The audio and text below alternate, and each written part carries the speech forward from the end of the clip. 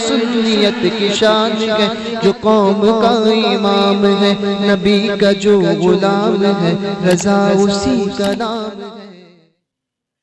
सामीन किराम व रफ़ीक़ान गिरामी, ईद मिलादुन नबी सल्लल्लाहु ताला अलैहि वसल्लम की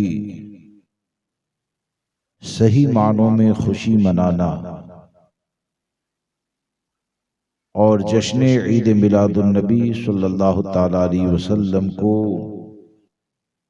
दिल की गहराई से मनाने का मतलब यही होता है कि एक मुसलमान सरकार के एहसान को मानते हुए पूरी जिंदगी शरीयत मुतहरा पर अमल करे और अमली तौर पर अपनी जिंदगी को गुजारे। मुझे मौजू दो दिए गए हैं, वक्त रहा तो दूसरे पर भी अर्ज करूंगा जैसे वक्त में गुंजाइश। चंद बातें अर्ज करना चाहता हूं। अल्लाह मुझे आपको सबको अमल की तौफीक अता फरमाए कि ये आप और हम अच्छी तरह जानते हैं कि आदमी जिस चीज के हवाले से फिक्रमंद होता है उसके असरात जाहिर भी हुआ करते हैं। मिसाल के तौर पर कोई आदमी अगर ऐसा है कि अच्छे लिबास को पसंद करता है तो उसके जिस्म पर अच्छा लिबास नजर आता है। मौजूदा वक्त में हमारे सामने बहुत सी परेशानियां हैं। उसमें एक बहुत बड़ी परेशानी नौजवान लड़के और लड़कियां हैं। और आज जितने भी हालात खराब हो रहे हैं तो उसमें ये समझे कि सबसे ज्यादा उसके जिम्मेदार माँ बाप हैं जो अपनी जिम्मेदारी को अदा नहीं करते हैं।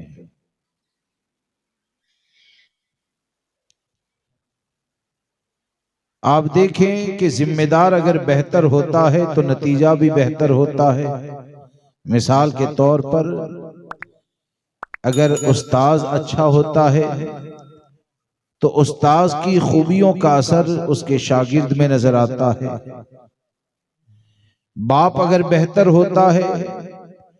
तो उसकी खूबियों का असर उसकी औलाद में नजर आता है। माँ अगर बेहतर होती है तो उसकी शर्म हया की पाकीज़गी का असर उसकी बच्चियों में नजर आता है।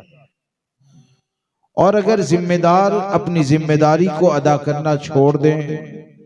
जिम्मेदारी को निभाना छोड़ दें, तो हकीकत यह है कि पूरा माशरा ये तबाह बर्बाद हो जाता है जैसे कि आज हो रहा है। आज इस तौर पर हालात बन गए कि हजारों हादसे होते हैं, लेकिन ये कि उन हादसों का जो नुकसान है एक मोहल्ले में या मुसलमानों में नजर नहीं आता है। 5,000 रुपये अगर चले जाए तो उसका असर पूरे इलाके में नजर आता है, पूरे घर में नजर आता है। लेकिन एक लड़की या एक लड़का अगर जिना की तरफ चले जाए, एक लड़की या एक लड़का माँ बाप से बगावत करके गैर के साथ अगर निकल जाए, यहां तक के अपने ईमान और अकीदे का सौदा भी कर लें, तो मुसलमानों के दिलों में वो बेचैनी नजर नहीं आती है। आखिर उसकी वजह क्या है? उसकी वजह यह है कि हमारे अंदर जो जिम्मेदारियों का एहसास होना चाहिए वो एहसास तकरीबन ये खत्म होता जा रहा है। जिम्मेदारियों के एहसास के हवाले से एक बात को याद रख के चलें कि सिर्फ जुबानी दावा करने से यह साबित नहीं होता है कि मुझे जिम्मेदारियों का एहसास है। 4 लोग जमा हो जाए तो 10 जगह की बेहयाई के किस्से सुनाने के बाद ये लाजिम नहीं होता है कि आप बहुत ज्यादा जिम्मेदारी का एहसास करने वाले हैं। अगर 4 जगह के ऊपर जो बेहयाई नजर आती है, अगर आपके घर के अंदर दाखिल हो जाए तो आपकी बच्ची भी अगर पैंट और टी शर्ट में नजर आए तो यही समझा जाएगा कि आप तकवा का ढोंग करने वाले हैं, अपने अहलो अयाल की हिफाजत करने वाले नहीं है। इस बात को याद रखें कि हमारे बुजुर्गों ने जो बुराइयों से मुकाबला किया, हमारे असलाफ ने जो बुराइयों का खात्मा किया, तो बुराइयों का खात्मा करने के लिए उनके अंदर जो जिम्मेदारी का एहसास था, उन्होंने अपनी जिम्मेदारियों को अदा किया और जिम्मेदारियों को अदा करने के साथ समाज में, माशरे में जिस रास्ते से बुराई दाखिल होती है, हमेशा उस राह को बंद करने की कोशिश की। जिम्मेदारी का एहसास किसे कहा जाता है? हम और आप संजीदगी से सोचें, फारूक आजम रदी अल्लाह तबारक व तआला ने एक मर्तबा ये इरशाद फरमाया था लोगों के दरमियान कि सरकार फारूक आजम रदी अल्लाह तबारक व तआला ने फरमाया लोगों के दरमियान कि अगर दजले फुरात के किनारे एक ऊंट हलाक हो जाए, अगर आप मेरी तरफ तवज्जो दें, अगर दजले फुरात के किनारे एक ऊंट अगर हलाक हो जाता है तो फारूक आजम रज़ी अल्लाह तबारक व तआला फरमाते हैं कि मुझे इस बात का डर है कि कहीं मैदान महशर में उस ऊंट की हलाकत के हवाले से मुझसे सवाल न किया जाए। मेरी बात समझ रहे हैं? यानी उनके मातहत में बैतुल माल में जो जानवर है ना, तो आपको मातहत रहने वाले उस जानवर की जान का इतना ज्यादा एहसास कि आप फरमाते हैं कि वो अगर हलाक हो गया तो कयामत में उस जानवर की हलाकत के बारे में अल्लाह तबारक व ताला की बारगाह में मुझे जवाब देना पड़ेगा। और सिर्फ ये जुबानी दावा नहीं है, हजरत सरकार सैयदना उस्मान गनी रज़ी अल्लाह तबारक व ताला वो फरमाते हैं कि मैंने एक मर्तबा देखा कि सदके के ऊंट जिस बाड़े के अंदर रखे जाते हैं तो उन ऊंटों को खींचकर गर्मी में, दोपहर में गर्मी की शिद्दत की धूप में हवा चल रही है, कोई खींचकर उसे बाड़े की तरफ ले जा रहा है। हजरत उस्मान गनी रज़ी अल्लाह तबारक व तआला फरमाते हैं कि मैंने अपने साथी से कहा कि जाओ जाकर देखो ये ऊंटों को खींच कर ले जाने वाला कौन है। हजरत उस्मान फरमाते हैं कि मेरे साथी ने आकर जवाब दिया कि ये ऊंटों को खींच कर ले जाने वाला कोई और नहीं बल्कि अपने जमाने का अमीरुल मोमिनीन फारूक आजम है। अपने जमाने का अमीरुल मोमिनीन ये फारूक आजम है। तो हजरत उस्मान कहते हैं कि मेरी जुबान से निकला वल्लाहिल कविय्यिल अमीन, कि कसम खुदा की अल्लाह तबारक व तआला ने उमर को जैसा ताकतवर बनाया है ऐसा ही अमानतदार भी बनाया है। अब इस वाक़ये से मैं ये अर्ज करना चाहता हूं कि हम और आप सोचें कि फारूक आजम रज़ी अल्लाह तबारक व तआला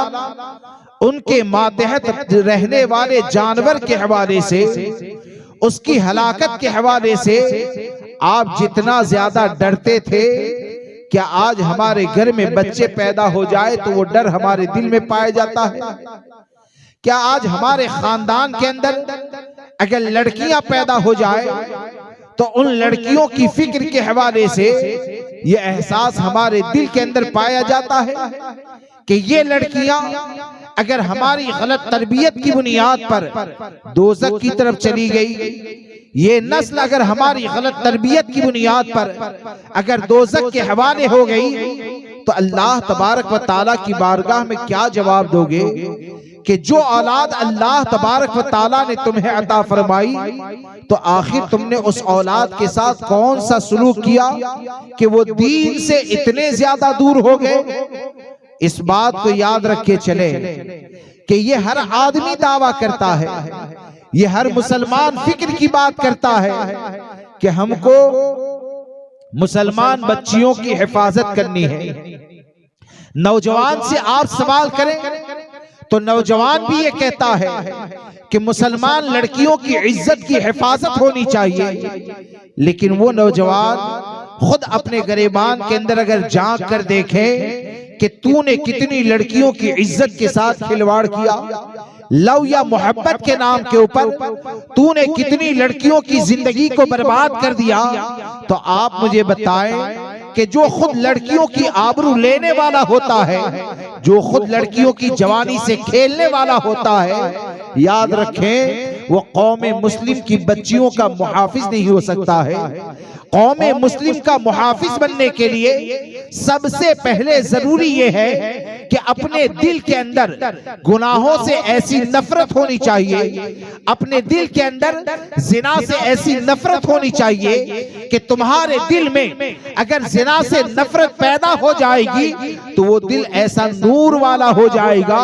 कि दिल की नूरानियत तुझे मुसलमान बच्चियों की मुहाफिज बना देगी, वो दिल की नूरानियत तुझे मुसलमान कौम की हिफाजत करने वाला बना देगी। और खास करके इस बात को याद रखे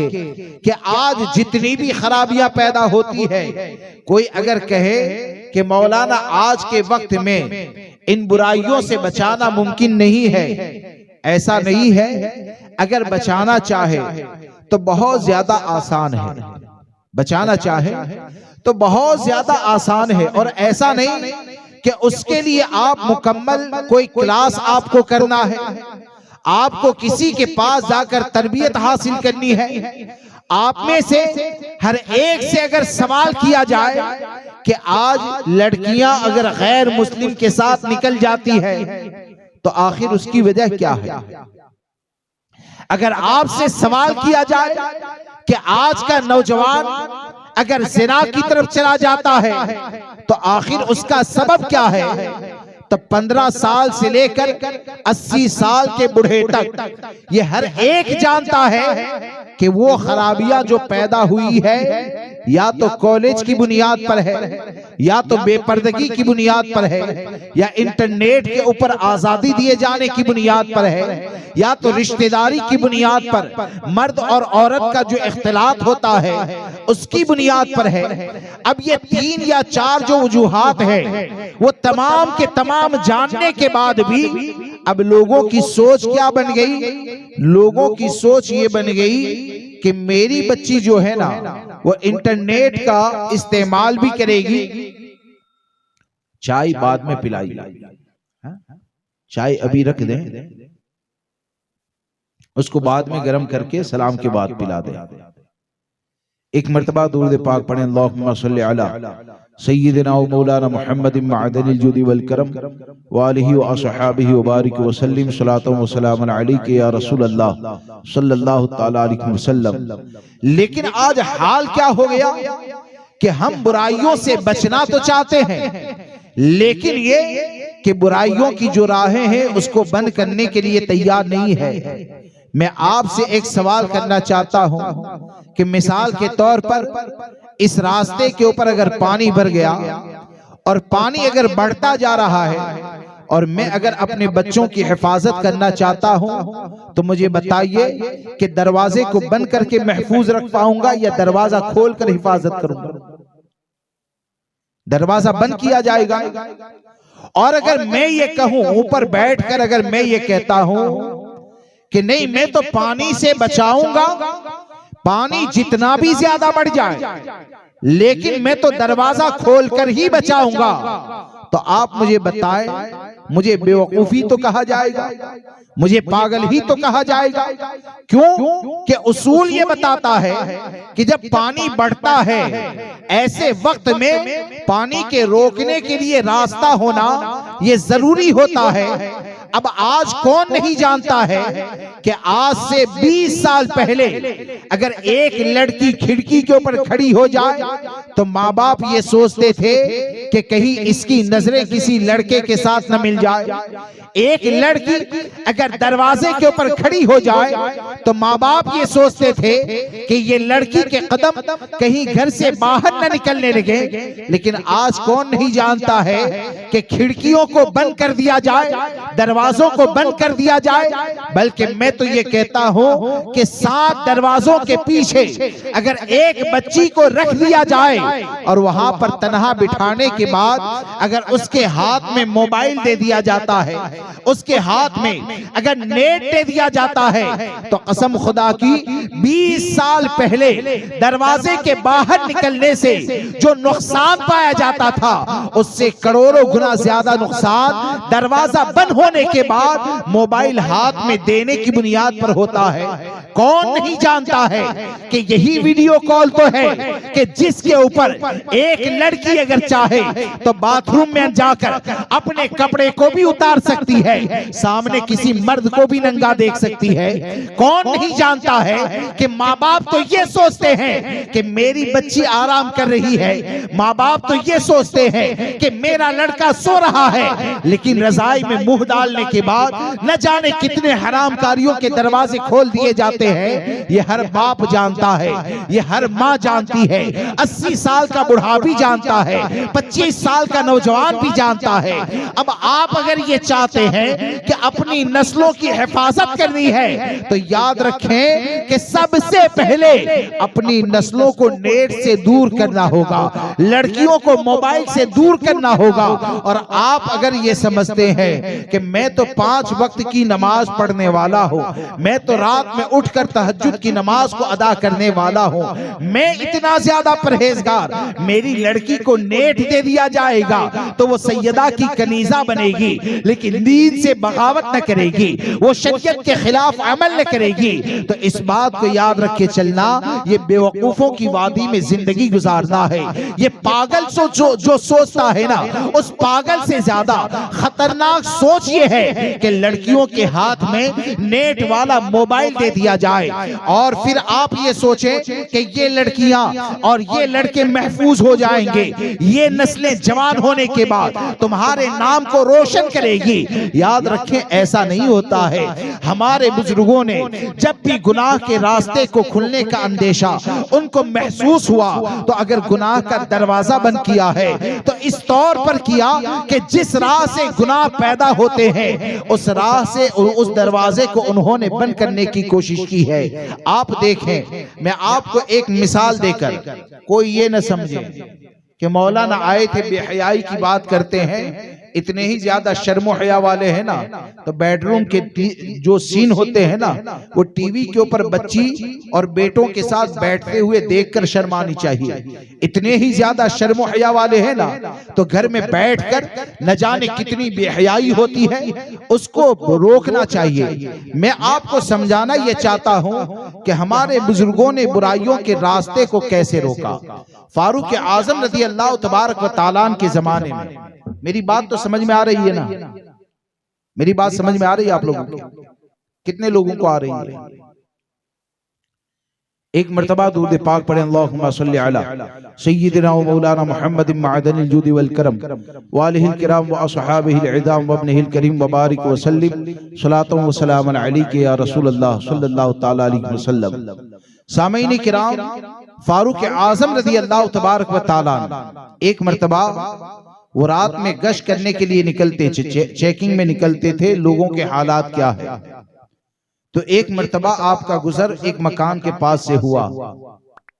तो आपने मकान के अंदर से कुछ इश्किया अशआर को सुना। इमाम जलालुद्दीन सुयूती रहमतुल्लाहि ताला अलैहि ने उसे तहरीर फरमाया है। यानी वो अपने शौहर की याद में, अपने शौहर की कुर्बत के हवाले से तसव्वुर करके उसको याद करते हुए कुछ अशार गुनगुना रही थी। फारूक आजम रज़ी अल्लाह ताला ने उस मकान के ऊपर निशान लगवाया और निशान लगाने के बाद सरकार फारूक आजम रज़ी अल्लाह ताला ने फरमाया इस औरत को सुबह में मेरे पास भेज दिया जाए। अब सुबह में जब वो औरत आई ना तो फारूक आजम रज़ी अल्लाह तबारक व तआला ने उस औरत से सवाल किया कि जरा ये बताओ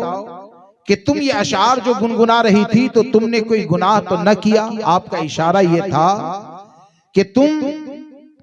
जिना या हरामकारी के अंदर गिरफ्तार तो ना हुई? वो औरत अर्ज करती है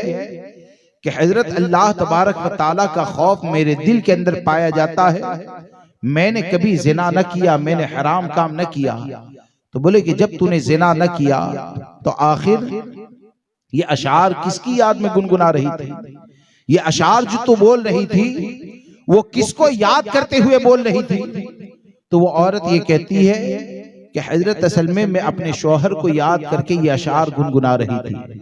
फारूक आजम ने फिर सवाल किया कि जरा ये बताओ तुम्हारा शौहर कहाँ है? वो औरत कहती है कि हजरत इतने वक्त से वो अल्लाह की राह में जिहाद के लिए निकले हैं और वो अभी तक आए नहीं हैं, तो मैं अपने शौहर को याद करके ये अशार गुनगुना रही थी। तो फारूक आजम रज़ी अल्लाह तबारक व तआला ने उस औरत को ये नहीं कहा कि 1000 दाने वाली तस्बीह ले ले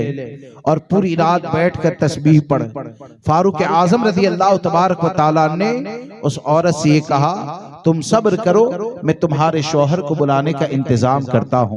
और फिर अपनी शहजादी से पूछकर जहां तक इस्लामी हुकूमत पाई जाती थी, फारूक आजम रज़ी अल्लाह तबारक व तआला ने इस्लामी हुकूमत में यह कानून बना दिया कि 4 महीने से ज्यादा का अरसा कोई भी मर्द अपनी औरत से दूर न रहेगा। यानी 4 महीने के अंदर लाजिम है कि एक शौहर अपनी बीवी के पास जरूर आए। अब इसके ऊपर अगर आप गौर करेंगे तो मैं ये अर्ज करना चाहता हूं कि फारूक आजम रज़ी अल्लाह तबारक व तआला के इस अमल को अगर देखा जाए ना तो उम्मते मोहम्मदी सल्लल्लाहु तआला अलैहि वसल्लम को हराम कारियों से बचाने के लिए इतना बेहतरीन नुस्खा है कि गोया के फारूक आजम ने जब ये देखा कि शौहर का ज्यादा दूर रहना हराम कारियों का दरवाजा खोल सकता है, तो फारूक आजम ने ये नहीं कहा कि तेरा शौहर तो जिहाद पे गया है, तू सब्र नहीं कर सकती है, तेरा शौहर तो हुदूद इस्लामी हुकूमत और ज्यादा बढ़ जाए, दीन और ज्यादा फैल जाए, उसके लिए गया है, तू सब्र नहीं कर सकती है। फारूक आजम ने जहां पर इस्लामी हुकूमत की हुदूद को बढ़ाया, वहीं पर फारूक आजम रज़ी अल्लाह तबारक व तआला ने इस तौर पर अमल करके दिखाया कि जिना का रास्ता अगर शौहर की दूरी से अगर बढ़ जाता है या खुल जाता है तो उस रास्ते को बंद करने का रास्ता क्या होता है, उस रास्ते को बंद करने का तरीका क्या होता है। बिरादरान मोहतरम, इससे क्या समझ में आता है? इससे ये समझ में आता है कि जब बुराइयों के दरवाजे खुलने लगे तो हम पर लाजिम ये है कि शरीयत का जो कानून टूटने की बुनियाद पर बुराइयों का दरवाजा खुलता है, हम सब मिलकर उन बुराइयों के दरवाजे को बंद करने की कोशिश करें, उन बुराइयों के दरवाजे को बंद करने की कोशिश करें। अब आज के माहौल में आप देखें कि हमारे यहां लड़कियों के या लड़कों के जो मामलात पाए जाते हैं, तो आखिर वो हमारी कौन सी गलती है जिस गलती की बुनियाद पर आखिर आज हम इस नतीजे के ऊपर पहुंच गए कि कभी नेट के ऊपर आता है कि 3000 मुसलमान बच्चियां हिंदू के साथ निकाह शादी करने के लिए तैयार है, कभी नेट के ऊपर आता है कि इतनी लड़कियों को फला जिले के अंदर बचाया गया, इतनी लड़कियां हाथ से निकल गई, और कितने वाकयात ये रोजाना के हो गए। तो आखिर उसकी वजह क्या है? अगर उन वजूहात के ऊपर गौर करेंगे तो 2-3 चीजें नजर आएगी। एक तो मैंने ये अर्ज किया कि जब हम ये जानते हैं कि इंटरनेट, फेसबुक, ट्विटर और न जाने क्या क्या जो मोबाइल में होता है उसके जरिए लड़कियां आवारा हो जाती है, तो बाप की जिम्मेदारी ये है कि अपनी बच्चियों को ऐसी तरबियत करें और मोहब्बत से उनको समझाएं कि तुम्हारे लिए ये मोबाइल नहीं है, बल्कि तुम्हारी जिंदगी इसलिए है, तुम्हारी जवानी इसलिए है, शरीयत मुतहरा की पाबंदी करें। तो एक तो अपनी बच्चियों को, अपने लड़कों को नेट वाले मोबाइल से दूर रखें। और दूसरी बात ये कि आज ये जो कॉलेज का चलन हो गया, यानी कॉलेज बहुत ज्यादा आगे पढ़ाना है और इसमें उन लड़कों का भी दखल होता है जो बीए कर लें, डॉक्टर बन जाए, इंजीनियर बन जाए, तो उन लड़कों की वजह से आज ये माहौल बढ़ गया कि लड़कियां कुछ भी हो जाए, वो अगरचे कॉलेज में जाने के बाद बॉयफ्रेंड बनाए, लेकिन लड़का ये सोचता है कि मैं डॉक्टर बनाना, तो अगरचे वो डॉक्टर बनने वाली ने शादी से पहले 4 लफड़े किए, अब मुझसे वफादार बनकर रहेगी तो मैं उसके साथ जिंदगी गुजारूंगा। और क्यों गुजारूंगा? तो वो ये समझता है, वो ये कहता है कि वो अगर आएगी ना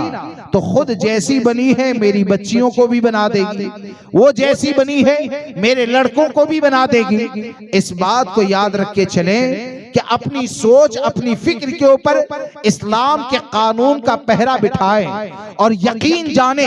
कि शरीयत मुतहरा के कानून को अगर तोड़ दिया ना तो जहर खाने से जो नुकसान होता है,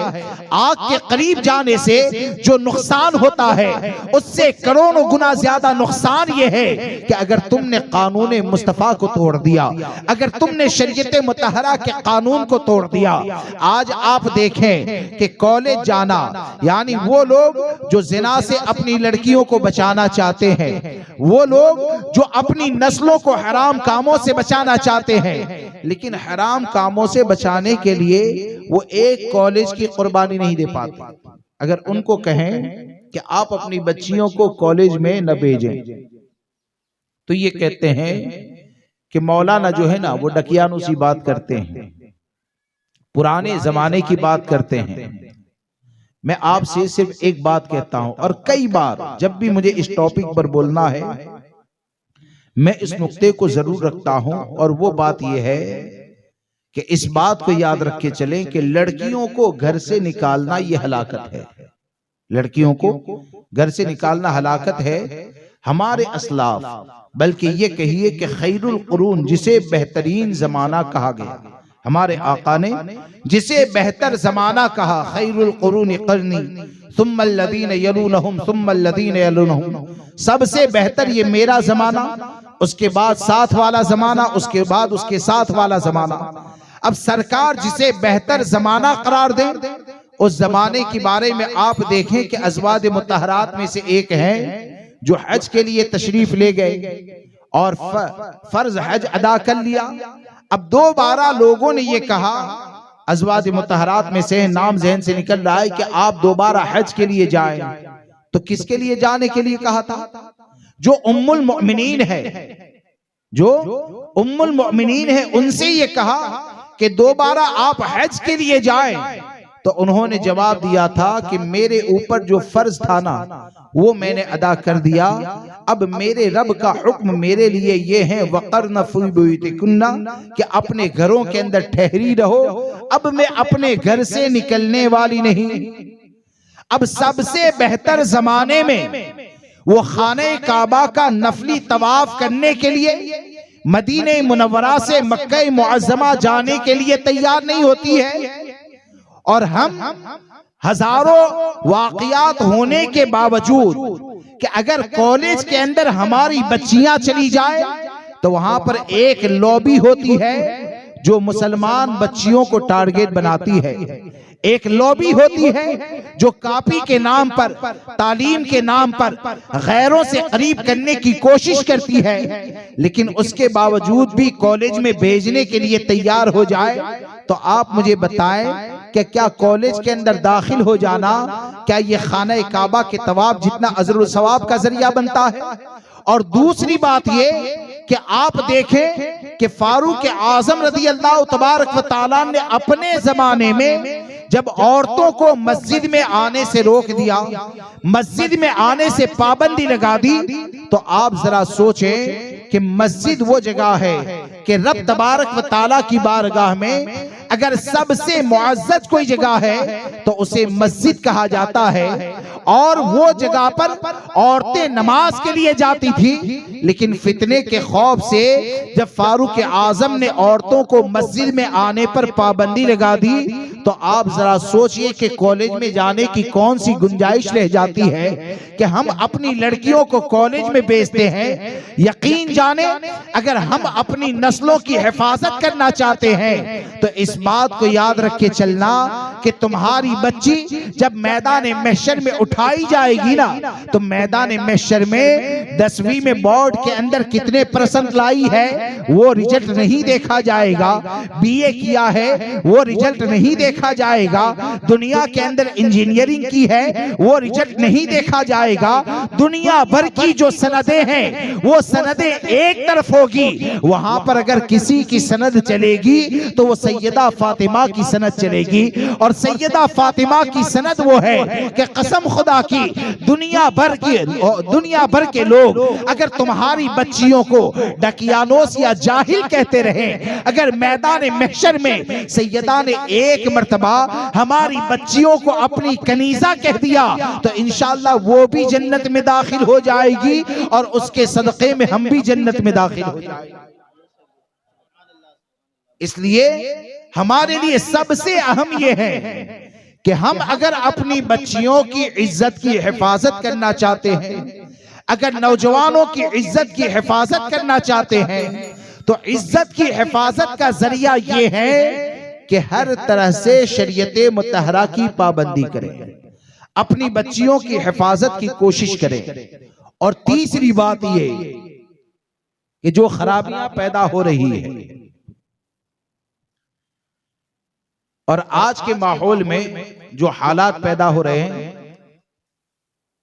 मुख्तसर में ये समझें कि कोई भी कदम उठाने से पहले आप अगर उलमा से राब्ता करके शरीयत मुतहरा के मुताबिक अपने कदम को उठाएंगे ना, तो यकीन जाने आज भी कोई मुश्किल नहीं है, बशर्ते आप इस बात का इरादा करें कि हमको कौम मुस्लिम के नौजवान लड़के और लड़कियों की हिफाजत करनी है। बशर्ते कि आप इरादा करें बहैसियत बाप के कि ये जो औलाद मेरे घर के अंदर पैदा हुई ना, तो औलाद पैदा करना कमाल नहीं है, ये तो जानवर भी पैदा किया करते हैं। कमाल ये है कि जो औलाद अल्लाह तबारक व तआला ने तुम्हें अता फरमाई है, तुम्हारी तरबियत के नतीजे में वो जन्नत में दाखिल हो जाए, दोज़ख से बच जाए। तुम्हारी तरबियत ऐसी हो, तुम खुद ऐसे बनकर जिंदगी गुजारो कि वो आशिके मुस्तफा बनके जिए, आशिके मुस्तफा बनके मरे और कल मैदान महशर में आशिक बनकर उठे, तो यकीन जाने ये औलाद का हासिल होना ये कामयाबी का जरिया है। वरना ये औलाद के बारे में भी जरूर तुमसे सवाल किया जाएगा, औलाद के हवाले से भी मैदान महशर में जरूर पूछा जाएगा कि अगर तुम्हारी गलतियों की बुनियाद पर अगर नस्लें बर्बाद हो जाती है तो बाप को भी जवाब देना है, माँ को भी अपनी जिम्मेदारी के बारे में जवाब देना है। अब तीसरी बात आप देखें कि इस बारे में तो ये कहा जाए तो शायद मुबालगा ना होगा कि बहुत सी जगह पर तो उसे गुनाह भी नहीं समझा जाता, बहुत सी जगह पर उसे गुनाह भी नहीं समझा जाता। जैसे कि मामू के लड़के के साथ हमारी बच्ची का हंसी मजाक करना या एक ही साथ बैठना, बाजार में जाना है, मामू के लड़के के साथ लड़की चली गई, चचा के लड़के के साथ लड़की चली गई, उसके अलावा सगी मामी है तो भांजा भी जवान है, मामी भी जवान है, और बाद में अगर मामला खराब हो जाए ना, और ये होता है, ये होता है, हालात है, मसाइल आते भी है, और ये जब हो जाए ना तो ये कहते हैं कि भाई ये कितना बेहया नौजवान निकला कि मामी की इज्जत के ऊपर हाथ डाला, ये कितना बेहया निकला कि मामू की लड़की का ख्याल न किया, उसके साथ जिना कर दिया, चचा की लड़की का ख्याल न किया, उसके साथ ये कर दिया। ये खराबियां क्यों पैदा हुई पता है? वजह यह है कि हम दीन से इतने ज्यादा दूर हो गए कि हमको इस बात का एहसास भी न रहा कि चचा की लड़की के बारे में इस्लाम ने क्या हुक्म दिया है, मामू के लड़के के बारे में इस्लाम ने क्या हुक्म दिया है। दुनिया के बारे में तो हमारा दिमाग इतना तेजी के साथ चलता है कि मिसाल के तौर पर अगर 25,000 रुपये घर में पड़े हैं ना, तो अगर 4 साल का बच्चा अगर बहुत ज्यादा होशियार है, स्मार्ट है, तो वो बच्चा जो देखेगा आने वाले को बता देगा। तो अब घर वालों ने देखा कि नोट का बंडल जो है वो बच्चा ना देखे। क्यों? कि रिश्तेदार आएगा तो बता देगा कि अब्बा के पास बहुत पैसे हैं, तो कहीं रिश्तेदार कर्ज न मांग ले। हा? तो आदमी अपने माल की हिफाजत करता है, अपनी औलाद से भी छुपाता है। तो 25,000 रुपये को 4 साल से बच्चे से तो छुपा दिया, लेकिन ये कि वो माँ बाप, मामू का लड़का या चचा का जवान लड़का अपनी लड़की के साथ घर में तन्हा बैठा है और वो दोनों को बिठाकर घर में अकेला छोड़ के मार्केट के अंदर निकल गए। अब चंद महीनों के बाद जब ज़िनाकारी या हरामकारी का मामला आया तो पूरे बाजार में घूमते हैं, लोगों के दरमियान रोते हैं, लोग उसे मजलूम समझते हैं। इस बात को याद रख के चलें कि ये जुल्म हुआ, ये जिना हुआ, ये हरामकारी का दरवाजा खुला, तो ये दरवाजा उसलिए खुला कि तुमने कानून मुस्तफा को तोड़ा है, तुमने शरीयत मुतहरा का इल्म हासिल न किया। कभी आपने पूछा होता तो आपको उलमा एक ही उसूल बताते कि पर्दे के हवाले से एक बात को याद रख के चलें कि जिसके साथ निकाह करना जायज है उससे पर्दा करना जरूरी है। ये शॉर्ट में आपको बता दूं, मुख्तसर में कानून कि जिसके साथ निकाह करना जायज है उससे पर्दा करना ये जरूरी है। यहां तक के अगर सगी मामी भी है ना, तो मामा अगर तलाक दे दे, इद्दत गुजर जाए, तो उसके बाद तेरा निकाह हो सकता है, और निकाह हो सकता है तलाक के बाद भी, तो उससे भी पर्दा करना ये लाजिम होता है। अब आप सोचें कि आप 25,000 रुपये की कीमत को इतना ज्यादा समझे कि आपने 4 साल के बच्चे से छुपाया और छुपाकर आप निकल गए, लेकिन लड़का और लड़की को जब तन्हा छोड़ दिया तो आपने क्या सोचा?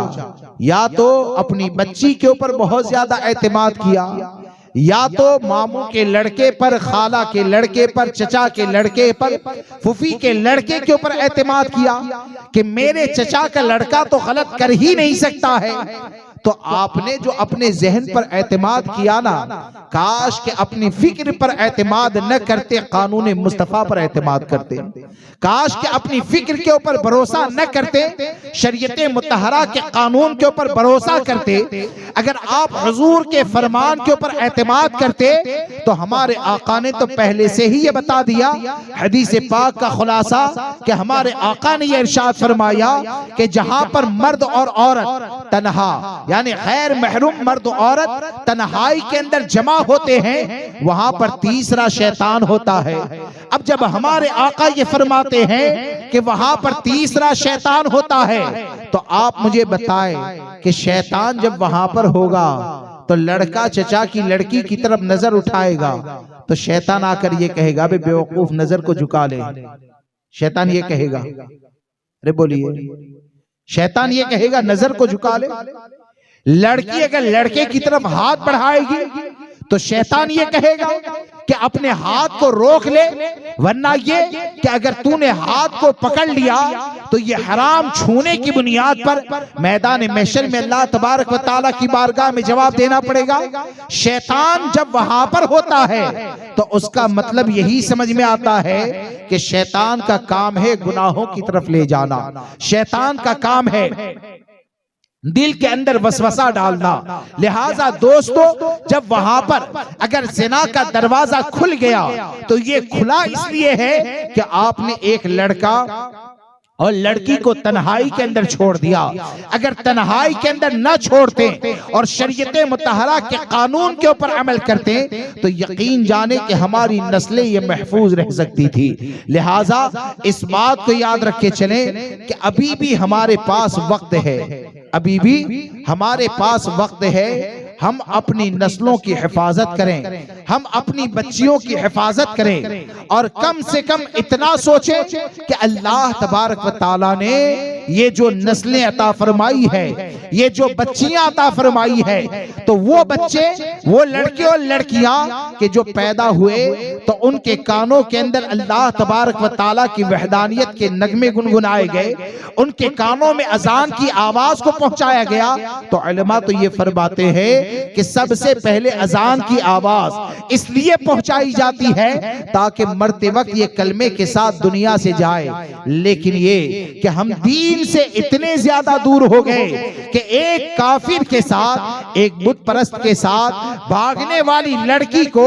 इस चीज का भी एहसास नहीं होता है कि वो सहाबाए किराम जो काफिर के साथ अपना लिबास लग जाए तो अपने लिबास को छूने से भी बचा लिया करते थे। और आज वो बच्चियां अगर ऐसी हो जाए कि माज़ल्लाहि रब्बिल आलमीन अपनी ख्वाहिशात की तस्कीन के लिए अगर काफिर का बिस्तर गर्म करने के लिए तैयार हो जाती है, उसके साथ सोने के लिए तैयार हो जाती है, तो आप ये कहकर अपनी जान को नहीं छुड़ा सकते हैं कि या इलाहुल आलमीन मैं तो बूढ़ा हो गया, दाढ़ी रखता था, मेरी दाढ़ी तो सफेद हो गई थी। आप ये कहकर अपनी जान को नहीं छुड़ा सकते हैं कि या अल्लाह मैं तो जब भी अजान का वक्त होता था मस्जिद को आबाद करने के लिए चला जाता था। आप ये कहकर जान नहीं छुड़ा सकते हैं कि या इलाहुल आलमीन मैंने तो अपनी बेटी का नाम आयशा रखा था, मैंने तो अपनी बेटी का नाम फातिमा रखा था। अरे नाम तो रखा है लेकिन उस नाम के मुताबिक तेरी लड़कियों के अंदर अमल पैदा हो जाए, आखिर उसके लिए तेरी कौन सी कोशिशें हैं, आखिर तूने क्या किया है। अगर आप देखेंगे और जायजा लेंगे तो आपको ये नजर आएगा कि हमारी नस्लें अगर बर्बाद होती है तो उसकी वजह यह है कि माँ बाप अपनी जिम्मेदारियों का एहसास उनके अंदर नहीं पाया जाता है। आप देखें 18 साल की लड़की हो जाए, बाप तो दाढ़ी रख ले, लेकिन लड़की बाप की दाढ़ी को देखकर भी दाढ़ी वाले नौजवान के साथ निकाह करने के लिए तैयार नहीं होती है। आज हाल ये हो गया कि लड़की अगर 20 साल की हो जाती है तो हीरो की मोहब्बत तो उसके दिल के अंदर पाई जाती है, दाढ़ी मुंडों की मोहब्बत तो पाई जाती है, और छिछोरापन करने वाले और न जाने क्या क्या हरकतें करने वाले ऐसे नौजवानों के पास तो बैठना गवारा कर लेती है। आखिर उसकी वजह क्या है, आखिर उसका सबब क्या है। मैं सिर्फ आपसे एक सवाल करना चाहता हूं कि 18 साल में जहां पर उसके दिल में दाढ़ी मुंडों की मोहब्बत पैदा हो गई, जहां पर फिल्मी हीरो की मोहब्बत पैदा हो गई, जहां पर नेट से मोहब्बत पैदा हो गई, जहां पर टीवी से मोहब्बत पैदा हो गई, तो ये मोहब्बत जो पैदा हुई तो ये भी तो हो सकता था कि अगर तेरी कोशिश होती तो वो हजरत इमाम हुसैन के गुलाम से मोहब्बत करने वाली होती, अगर तेरी कोशिश ये होती तो वो मोबाइल से नहीं बल्कि तिलावत कुरान से मोहब्बत करने वाली होती। लेकिन हमने कोशिश नहीं की है। लिहाजा दोस्तों अपनी जिम्मेदारियों का एहसास पैदा करें, अपने नस्लों की हिफाजत करें और इस बात को याद रख के चले। बल्कि मैं ये कहता हूं जहां पर भी सरकार सल्लल्लाहु तआला अलैहि वसल्लम का फरमान पहुंचे, जहां पर भी कुरान मुकद्दस का हुक्म पहुंचे और हदीस मुबारका में जो कुछ भी हमारे आका ने फरमाया, जब भी उलमा से सुने तो उसके बारे में दलीलबाजी नहीं होनी चाहिए, बल्कि ईमान का तकाजा यह है कि इस बात का यकीन रखें कि तुम्हारी समझ में आए या ना आए, हमारे आका का फरमान जहां पर मिल जाए अपनी आंखों को बंद करो, आंखों को बंद करके उसी के पीछे चलते रहो। अगर चलते रहोगे तो बकौल इमाम अहमद रजा के सीधी सड़क ये शहरे शफाअत नगर की,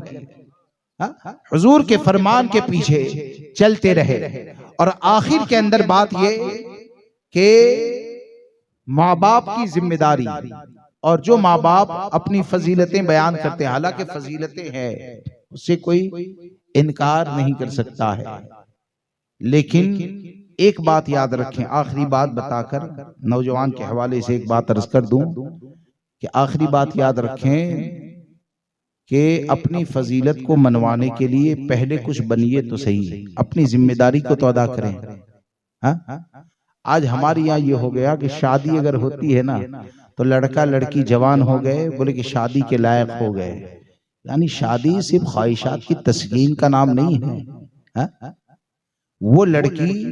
जो निकाह करने के बाद माँ बनने वाली है, वो लड़का जो शादी करने के बाद बाप बनने वाला है, हा? वो मनसब जो अनकरीब मिलने वाला है, जिसके बारे में हमारे आका ने फरमाया अल जन्नतु तहत अक़दामिल उम्महात, कि जन्नत ये माँ के कदमों तले हुआ करती है। वो मनसब जो बाप को दिया जाता है, हमारे आका ने फरमाया अल वालिदु औसतु अबवाबिल जन्नह फ़इन शि'त फ़हाफ़िज़ अलल बाब व ज़य्यिन, कि बाप ये जन्नत के बीच का दरवाजा है, तू चाहे तो हिफाजत कर ले, तू चाहे तो जाय कर दे। अब आप सोचें कि एक के बारे में ये कहा जन्नत उसके कदमों तले,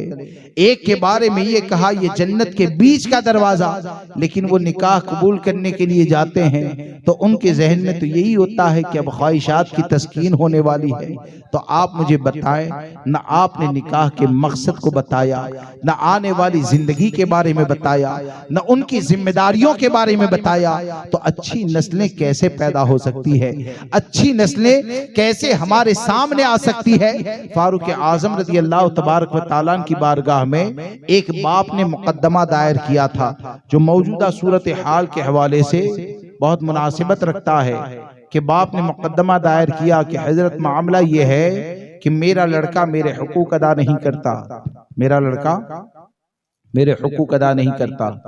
फारूक आजम ने लड़के को बुलाया, लड़के ने सामने एक सवाल किया कि हजरत जरा ये बताइए कि बच्चों के भी तो कुछ हक होते हैं जो बाप को अदा करने चाहिए। बोले कि हाँ। बोले कि बताइए कि औलाद के क्या हुकूक है। फारूक आजम ने 3 बातें इरशाद फरमाई। आप फरमाते हैं कि औलाद के हुकूक में से ये है कि मर्द को चाहिए कि नेक लड़की से निकाह करे, औलाद का सबसे पहला हक। सोचने वाली बात यह है कि औलाद तो शादी करने के बाद आएगी ना, लेकिन फारूक आजम ये फरमाते हैं कि औलाद का पहला हक ये है कि नेक लड़की से निकाह करें। यानी जब आप ये चाहते हैं कि अच्छी औलाद पैदा हो तो नेक लड़की के साथ निकाह करें। दूसरी बात आपने बताई कि अच्छा नाम रखें, और तीसरी बात आपने ये बताई कि उसे कुरान का इल्म सिखाएं। वो लड़का ये कहता है कि हजरत मेरे बाप ने मेरा पहला हक ऐसा अदा किया कि लौंडी के साथ इसने निकाह किया जिससे मैं पैदा हुआ। दूसरा हक ऐसे अदा किया कि मेरा नाम जाल यानी पाखाने का कीड़ा मेरा नाम रखा, जाल यानी पाखाने का कीड़ा ये मेरा नाम रखा। और तीसरा हक मेरा इस तौर पर अदा किया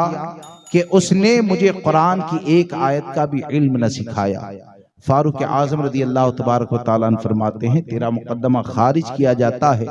जब तूने हक ही अदा न किया तो आखिर ये तेरे हुकूक को कैसे अदा करेगा। तो सबसे पहले अपनी नस्लों को दीनदार बनाए, शरीयत मुतहरा का पाबंद बनाए। ये नस्लें अगर दीनदार होगी ना तो यकीन जाने बड़ी से बड़ी परेशानी में भी वो माँ बाप की खिदमत गुजार बनती हुई नजर आएगी। लिहाजा अपनी नस्लों की हिफाजत करें, इनको दीनदार बनाएं। और आखिर के अंदर चलते चलते ये कि आपके शहर में जमात रज़ाए मुस्तफ़ा जो इमाम अहले सुन्नत सरकार सैयदी आला हजरत फाजिल बरेलवी रज़ी अल्लाह तबारक व तआला की कायम करदा तंजीम है, उसके मातहत मदरसा भी चलता है और नौजवानों की क्लास भी चलती है। और वो नौजवानों की क्लास में तलफ़्फ़ुज़ के साथ कुरान मुक़द्दस को सिखाना, सूरतों की मश्क करवाना, और उसके अलावा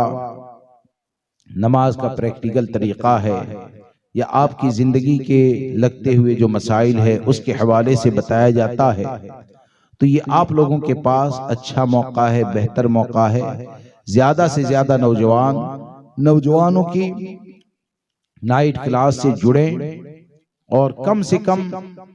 अपने लिए इस बात का एहतमाम करें कि अपनी इबादतों को सही कर पाए, दुरुस्त कर पाए। वरना याद रखें अगर इबादतों को सही नहीं कर पाए, अगर इबादत को दुरुस्त नहीं कर पाए तो ये हमारे लिए कितने बड़े अफसोस का मकाम है कि हम अगर मर जाए ना, या हाल ये हो गया कि आज बेशतर तबका, ज्यादातर लोग ऐसे हैं कि माँ बाप ने उनके लिए मकान बनाया, दुकान बनाई, कारोबार सजाया, बहुत कुछ किया, बहुत कुछ छोड़ कर गए, लेकिन ये कि अपनी औलाद को सही तरीके से कुरान पढ़ना भी न सिखाया। अब अगर वो पढ़ता भी है तो बगैर तलफ़्फ़ुज़ की अदायगी के, जिसको पढ़ना ही हराम करार दिया गया है। इस तौर पर अगर वो पढ़ेगा तो अगर बाप मर गया और बगैर मखारिज के अदायगी के अगर वो कब्र पर खड़े होकर यासीन शरीफ पढ़ता है तो बाप को कब्र में कौन सा सवाब दिया जाएगा? अरे कम से कम इतने तो बन जाए, अपनी नस्लों को ऐसी तो बना ले और कुरान की तिलावत इस तौर पर करना सीख लें कि अगर आपका इंतकाल हो जाए तो आपकी नस्लें अगर कहीं पर जा रही है, कब्र पर ना भी आ पाए तो चलते चलते ही यासीन शरीफ पढ़ें, तुमको ईसाले सवाब करें तो उसकी बरकतों से तुम्हारी कब्र रोशन हो जाए। कम से कम इतना करें। लिहाजा नौजवानों के मदरसों के साथ जुड़ें और नाइट क्लास में जाकर अपने कुरान को सही करें, नमाज का प्रैक्टिकल तरीका सीखें और जमात रज़ाए मुस्तफ़ा को मजबूत करने की कोशिश करें। करेंगे ना इंशाअल्लाह? जमात रज़ाए मुस्तफ़ा को कितने लोग साथ देंगे? सभी साथ देंगे ना? जमात रज़ाए मुस्तफ़ा को साथ दें और इस बात को याद रख के चलें कि ये तंजीम इमाम अहमद रजा फाजिल बरेलवी रदी अल्लाह तबारक व तआला की है और कोई भी तंजीम वाला हो, जितने भी सुन्नी है, सब इस बात को मानते हैं कि हर सुन्नी पर इमाम अहमद रजा का एहसान है और हर सुन्नी पर जब इमाम अहमद रजा का एहसान है तो एहसान का बदला तो नहीं हो सकता है। हाँ, अलबत्ता ये है कि इमाम अहमद रजा ने हमारे ईमान, अकीदे और अमल की हिफाजत के लिए जिस तंजीम की बुनियाद को डाला है उस तंजीम को तक़वियत दें और यकीन जाने कि दूसरे कहीं पर भी जो काम करने से आप तेजी से आगे बढ़ सकते हैं उससे कई गुना ज्यादा